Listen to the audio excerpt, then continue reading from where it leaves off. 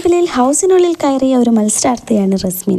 പക്ഷേ ഗബ്രി ജാസ്മിൻ കോംബോയ്ക്കിടയിൽ പെട്ടുപോയതിനാൽ റസ്മിൻ്റെ ഗെയിമിനോട് ആർക്കും താല്പര്യമുണ്ടായിരുന്നില്ല.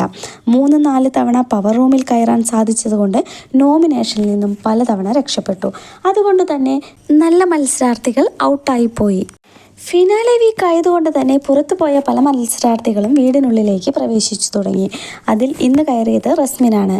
റസ്മിൻ വന്ന പാടെ അർജുനും ശ്രീധുവിനും ജാസ്മിനും ഒക്കെ ക്ലൂ നൽകാൻ തുടങ്ങി. ഇന്ന് കൊടുത്ത ക്ലൂ ഒരു തമിഴ് സോങ് പാടിയിട്ടായിരുന്നു. എതിർനീച്ചൽ എന്ന സിനിമയിലെ ജോക്കർ ഇപ്പോൾ ഹീറോയായേൻ എന്ന സോങ് ആലപിച്ചുകൊണ്ടാണ് നൽകിയത്.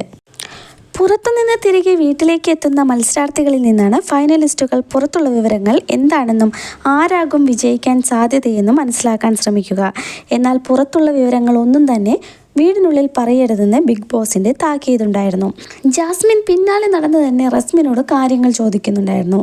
റസ്മിൻ കൈകൊണ്ടും കാലുകൊണ്ടുമൊക്കെ ആംഗ്യം കാണിച്ചിട്ട് അതിന് ആൻസർ പറയാനും ശ്രമിക്കുന്നുണ്ടായിരുന്നു. ബിഗ് ബോസിന് ഇത് പലതവണ മനസ്സിലായി. ബിഗ് ബോസ് ഇടയ്ക്കിടയ്ക്ക് ഓരോരുത്തർക്കായി വാണിംഗ് കൊടുക്കുന്നുണ്ടായിരുന്നു.